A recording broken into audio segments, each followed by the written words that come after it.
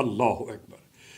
اللہ کے رسول نے فرمایا کہ 1,24,000 انبیاء کی شفاعت ہر رات کو سونے سے پہلے. شفاعت کیوں کہ ہو سکتا ہے رات کو سو جائیں اور صبح بیدار نہ ہو سکے، اور اگر صبح بیدار نہ ہو سکے تو موت تو ہو گئی، اب تو قیامت ہی قیامت بعد میں ہے، عالم برزخ پھر عالم قیامت.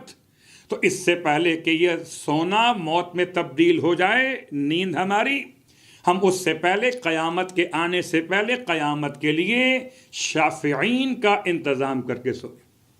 اللہ اکبر. کیا انتظام کر لیں؟ کہ تمام انبیاء پر مجھ سمیت درود پڑھ لیا کرو. اور بڑا آسان کر دیا مسئلہ. سارے انبیاء کے نام نہیں آتے، بس انبیاء کی تعداد یاد ہو روایت کی بنیاد پر 1,24,000. نہ کسی نے گنے نہ کسی نے شمار کیا، یہ اپنے مقام پر ہے. حدیث نے بتا دیا، آپ نے یقین کر لیا. تو 1,24,000 اگر قیامت کے میدان میں شفاعت کرنے والے، میں کیا جملہ استعمال کروں، کبھی ہو سکتا ہے کوئی ایک شفیع ہو، بہت سارے طلب شفاعت ہوں، طلبگار شفاعت ہوں، وہ ایک کو ڈھونڈ رہے ہوں. کیا کہنا آپ کا کہ آپ کو 1,24,000 انبیاء ڈھونڈ رہے ہوں گے کہ کہاں ہے وہ جو رات میں ہر روز ہم پر درود پڑھا کرتا تھا. بہت آسان طریقہ. اللہم صلی علی محمد وعلی محمد وعجل فرجهم کے بعد وصلی علی جمیع الانبیاء والمرسلین. اے خدا تمام انبیاء اور رسولوں پر درود نازل کر دے. تو ہر رات کو سونے سے پہلے پہلا مسئلہ، دوسرا مسئلہ. اب آئیے تیسرا اور چوتھا مسئلہ، جس کے لیے آپ کو یہاں تک زحمت دی ہوئی. تیسرا مسئلہ کیا کہ ہر رات کو سونے سے پہلے اے بیٹی سیدہ تمام مومنین اور مومنات کو اپنے آپ سے راضی کر لیا کرو. غور کیجئے گا کہ لاک ڈاؤن کی صورتحال کے اندر اب رابطہ ممکن نہیں ہے، اب آنا جانا ممکن نہیں. رابطہ مطلب وہ رابطہ جہاں ہاتھ ملانا ہو. اللہ اکبر. یا معانقہ محرم کے درمیان، مردوں کے لیے، خواتین کے لیے، جہاں پر شریعت نے معانقہ کی اجازت دی آپ کو. کس طرح سے آپ گلے لگتے ملتے تھے، اب بند ہو گیا. اس کے بند ہونے کا مطلب ہرگز یہ نہیں کہ انسان بھول جائے کہ معانقہ کیا ہے، مصافحہ کیا ہے. اگر ہاتھ نہ ملا سکے دل ملا کے رکھیے، اگر سینے نہ لگ سکے تو سینوں میں مومنین کے لیے ہمدردی کے جذبات رکھیے.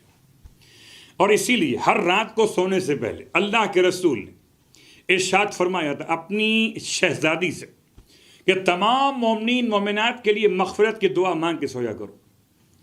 مغفرت کی دعا مانگنے کا مطلب سارے مومنین اور مومنات کے نام نہیں لینے.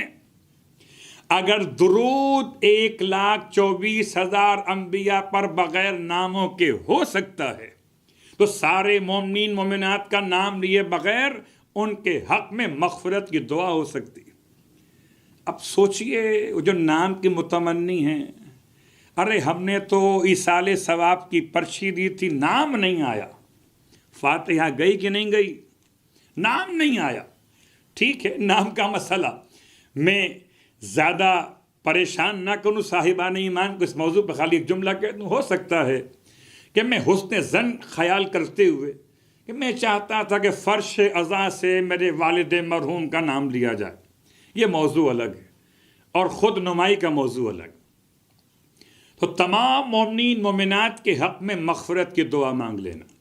اللہم اغفر للمؤمنین والمؤمنات.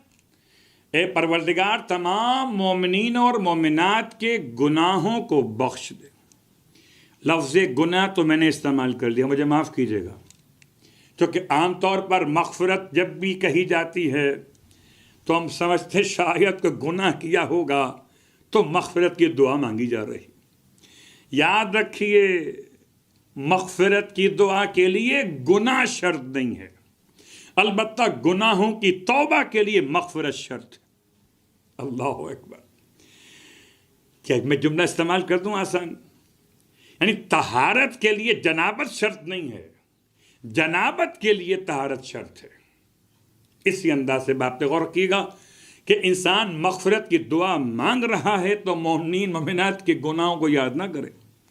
اچھا میرے فلاں بھائی کو بخش دے وہ جو سود کھاتا ہے، میری فلاں بہن کو بخش دے وہ جو حجاب نہیں کرتی مثلا، میری ساس کو بخش دے جو غیبت بہت کرتی مثلا، میری بہو کو بخش دے جو بہت زبان دراز ہے. نہیں، یہ نہیں.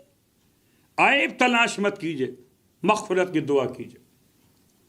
اللہم اغفر للمؤمنین والمؤمنات.